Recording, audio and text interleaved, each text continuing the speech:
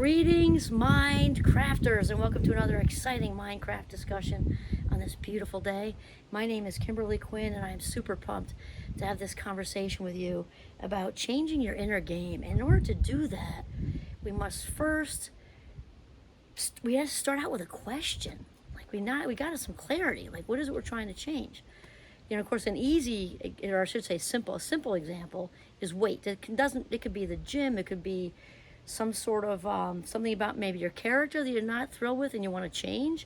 You might want to just be more positive. It doesn't have to be something like that, but weight is an easy one. So again, or an exercise regimen, or setting boundaries, whatever. So change begins with a question. So let's say, how can I lose 20 pounds? How can I lose 20 pounds? We want to already change the vocabulary of whatever it is you're talking about, right? Because that is not enticing. How can I lose 20 pounds? It's much better to say, how can I, feel the best in my body? How can I get back to my cruising altitude? How can I get to, all different kinds of things like that. You've got to rephrase vocabulary because here's the thing, if we're talking specifically about weight, and I'd actually just interviewed my friend Jeremy Rochford, who did the snowflake principle. So one was on the subject of weight, which doesn't have to be, it can be any example you want. But the weight one, he said very clearly, you cannot hate yourself to thin. You cannot hate yourself to thin. You can only love yourself to thin. So the whole thing with whatever change it is you want, whether it's becoming more positive, setting boundaries, exercising more, that is all of this is rooted in self-value, all of it.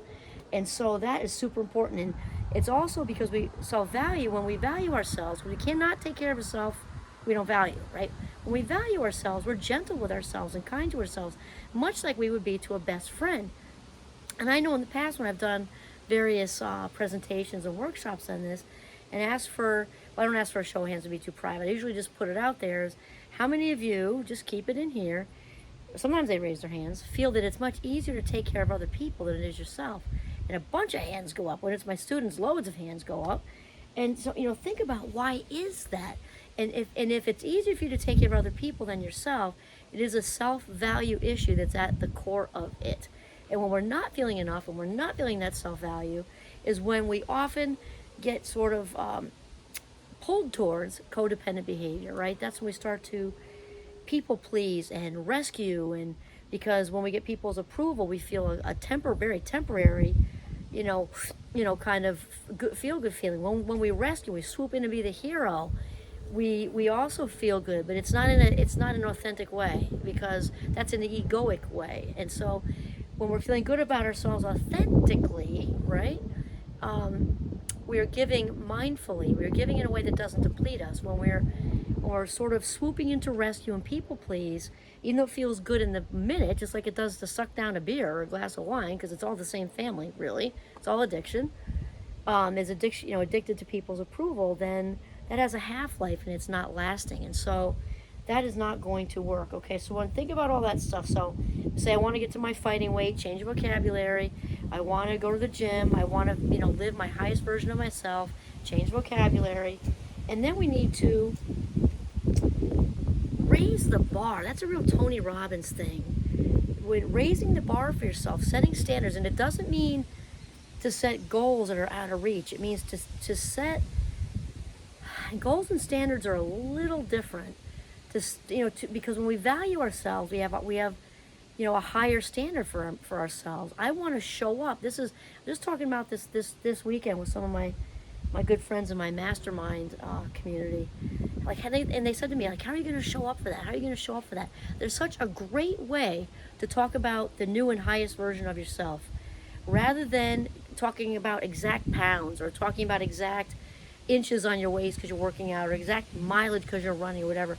How are you going to show up to the next big thing? Just paint me the picture. And that doesn't involve just your new outfit or your new haircut. It involves the energy you're bringing as a new highest version of yourself to this new positive change you are trying to implement, and really picture it. So the next thing is to, once you have that standard set, whatever that looks like for you, is to make the shift. And that means to act as if the change has already happened. Act as if and feel it as if it's already happened. You're on the stage presenting. You are looking and feeling much better at your new desired, at your new, whatever the weight loss was. We're not going to talk about a number. We're going to talk about you feel better, you look better. Chicken or the egg first? What do you feel better because you feel like you look better? Do you feel better because you're lighter? Do you feel better because you're eating well? All of that, okay? And feel it as if it's already happened. This new you. Picture you in the new outfit in that circumstance. Picture you with the exercise regimen. Picture going out to lunch at work or something, and act as if you're already in this newer, more improved, better feeling body. Picture yourself with whatever change has brought you to feeling more confident. Picture you in your workplace feeling more confident. Picture you maybe in a promotion, but act as if, or starting your own business or writing that children's book, you got to feel it as if it's already happened. Then when it does, it's not a shock. Definitely be grateful for it, but it's not a shock. It just sort of feels like Tuesday, right? Kind of thing. And so on the way there, we're going to develop rituals. Not just, I don't mean stuck in the mud like routines. We're talking about some rituals. So one biggie I would say is the gratitude journal, right? Because when we're celebrating these small things, it's so important to be grateful for the breadcrumbs along the way to weight loss, along the way to exercise stuff, along the way to starting your business, along the way to setting boundaries more effectively, more respectfully, and without guilt.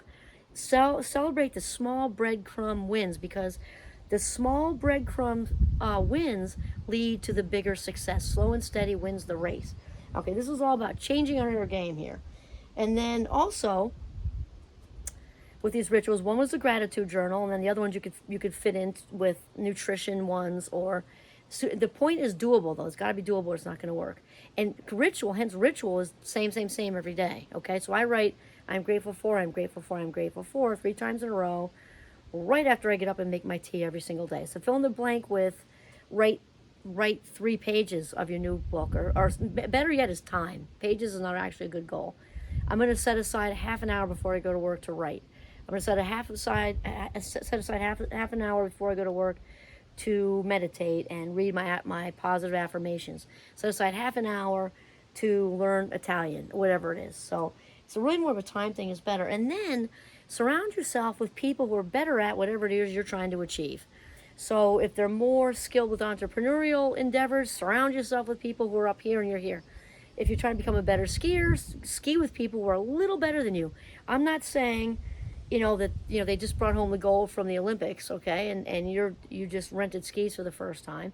Somebody, let's say you're already a skier, and you seek out a few people to ski with who are just a few notches above you. You'll be better for it. For weight loss, people that have really good healthy eating habits and living habits, hang around people who are just this much farther along than you are. And because it is true that we really, whoever we're hanging around with tends to really rub off. So you really want to seek out those people carefully. If you're trying to get in the boundary thing and becoming less codependent, hang around with people who are good at that. People who don't need to seek out external approval as much. People are good boundary setters. Same thing. So that is it. So change your inner game. We have change begins with a question. What is it I'd like to change? Change your words from I need to do this to I want to do this. And again, the weight thing, fill in the blank with all of that. And then again, raising the bar of standards for yourself, super important.